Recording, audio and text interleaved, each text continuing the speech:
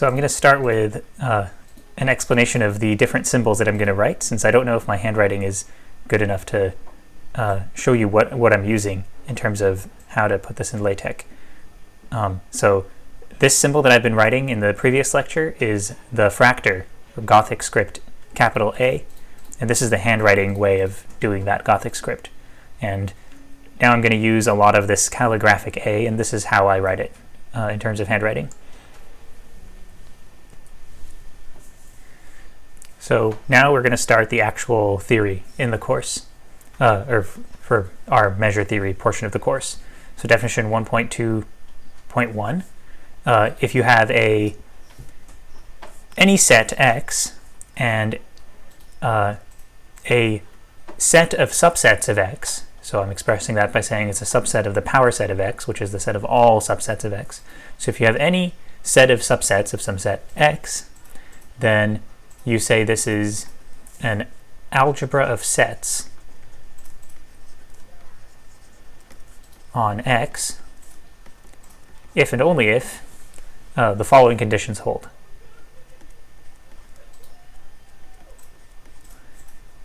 So the first is that X and the empty set need to be in there.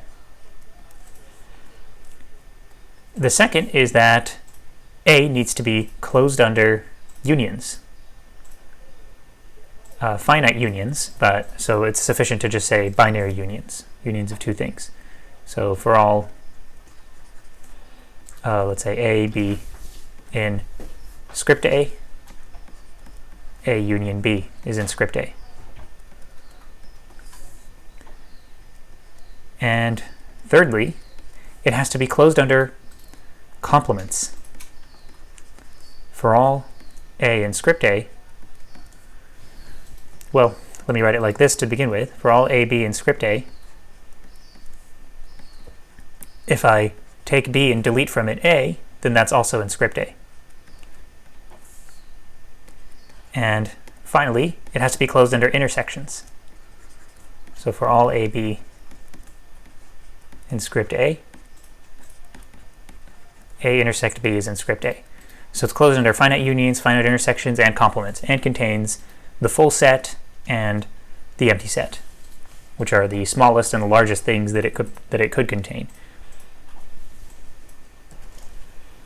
Okay, so the term that we're defining here is algebra of sets on X. That's what we're defining.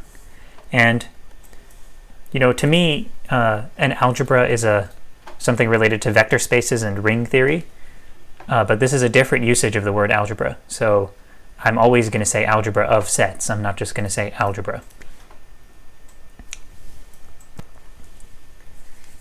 Now, at the moment, this definition is a lot bigger than it needs to be. So let's whittle it down bit by bit. So first thing to focus on is this relative complement, where you can take any two sets, A and B, and then delete one set from the other. So B without A, or B delete A, that's the set of things that are in B and not in A. Another way to say you're in B and not in A is to say you're in B and you're in the set of all possible things that are not in A. So this is the same as this intersection. The reason it's the same is that for any A and B in script A, they're always subsets of this larger set X. X is like the background set in which everything is happening. That was established up here when we said that we're assuming A is a collection of subsets of big X. So if you have property 4, if you have closure under intersections, then simply having closure under global complement rather than this kind of, maybe you could call it local complement, rather than, if you have closure under the complement operation in which you're deleting things from X rather than deleting one thing from another thing, then that should be sufficient. So we should be able to replace this by, don't even mention B here, and just replace this by, let's just put an X here. And this should be the same definition that we end up with. Right, it looks with the replacement that I made, it's weaker of a definition. It's weaker since, already B was a potential, since X is in script A, is required to be in script A, to say that this is true where X is in place of B is a strictly weaker statement. It seems at first strictly weaker. But it's an equivalent statement actually, because these can always be written as an intersection like this. And we have closure under intersections. Another thing to notice is that you actually only need one of these two.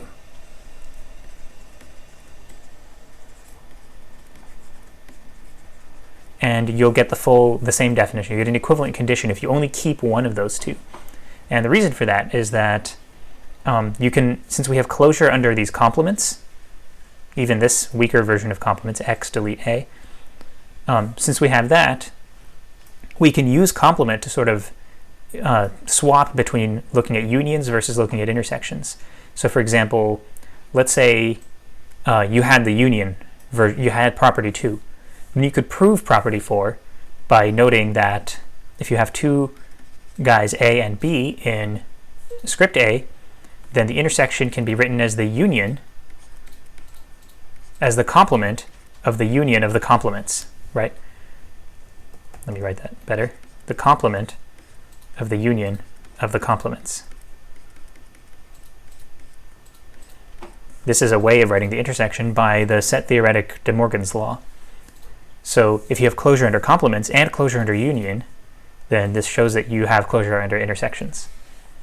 So you only need to keep one of these. So let's delete one. I'm going to choose to delete this one.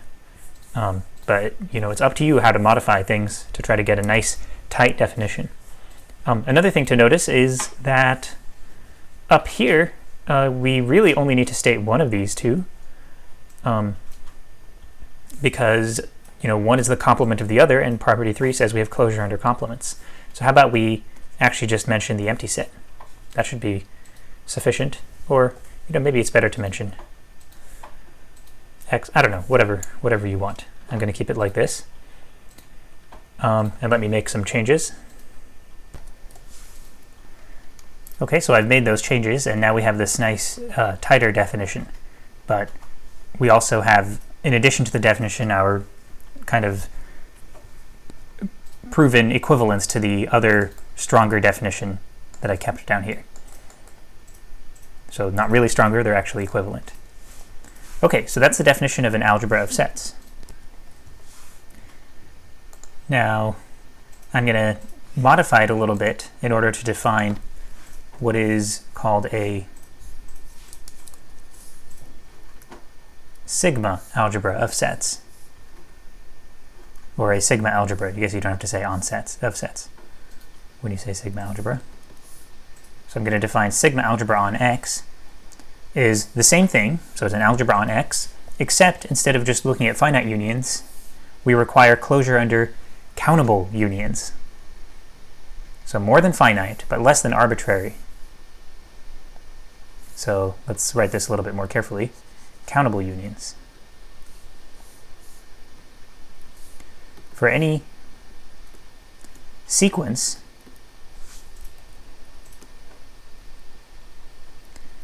A sub n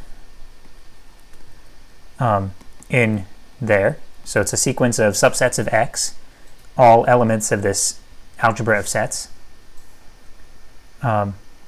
we have that the union, and this is a countable union since it's indexed by the natural numbers, is in there. Okay, so make sure you pay attention to the curl in my font here, because that's telling you the difference between the calligraphic A and these Roman A's. So that's the definition of sigma algebra. And with the way I wrote it here, maybe it looks like I am requiring that I have closure under countably infinite unions, but no longer requiring closure under finite unions. But of course, any finite union can be written as a countably infinite union. I guess except for an empty union over an empty index set, but we've got the empty set covered already, so forget about that for the moment.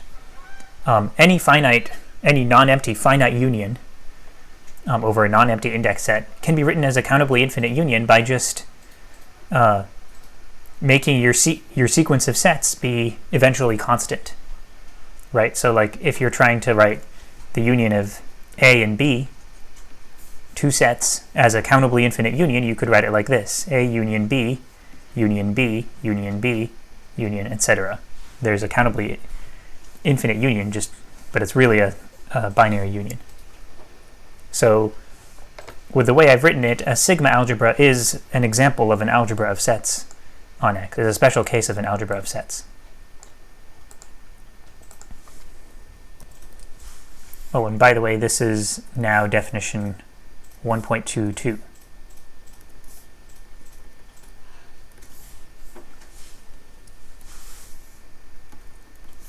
Okay, and if you've got a set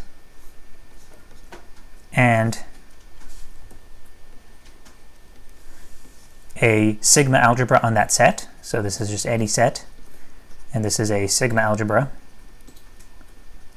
on that set X, then this package together is called a measurable space.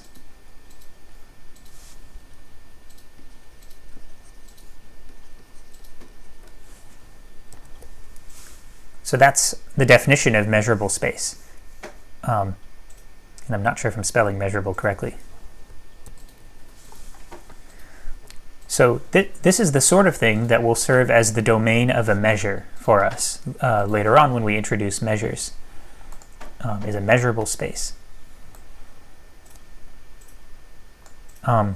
Okay, so another thing to notice is that this looks similar to how it's an instance of a definition of a structure that you can place on a set. So think of a sigma algebra on a set as an additional structure that you can equip a set with. Just like, you know, in topology, you equip a set with a topology, right? And you say the set with the topology, the set of open sets, is called a topological space. And the topology is a additional structure on the set. Or in this course, we focused on metric spaces, and we've said a set equipped with a metric is a metric space. So this provides the set with additional structure. Or in group theory, a set along with a binary operation that satisfies some properties is called a group. So without the operation, it's just a plain old set. But with the operation, it has additional structure.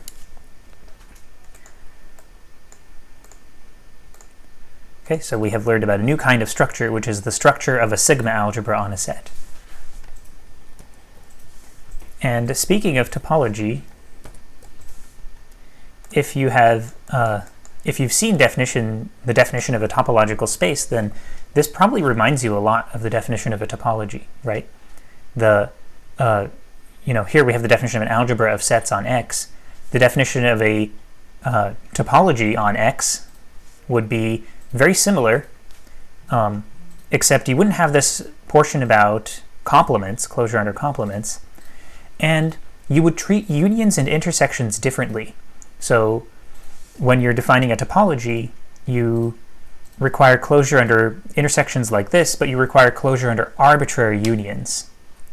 Not just finite, not just countable, but arbitrary unions of collections of sets of any cardinality. So one striking difference between what we're seeing here and the definition of a topology is that here we're treating unions and intersections the same. We're treating them kind of symmetrically. And we've got this closure under complements. In topology, complement is, if you take the complement of things in a topology, if you take complements of open sets, you get closed sets, right? So you can take complements and get information, but you wouldn't expect never would demand that your topology be closed under complements. It's a very different kind of thing that's going on. And even when we went to sigma algebra over here, we're still not at the level of closure under unions that's required in topology. It's only closure under countable unions. That's still quite restrictive. Only, merely countable unions.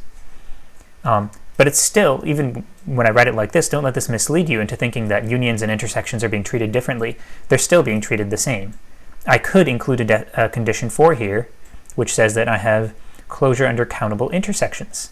I do have closure under countable intersections. Because if I take an intersection of a bunch of a sub n's, where the a sub n's are all coming from script A, then again I can use the set theoretic de Morgan's law to write that as the complement of a countable union. So like this.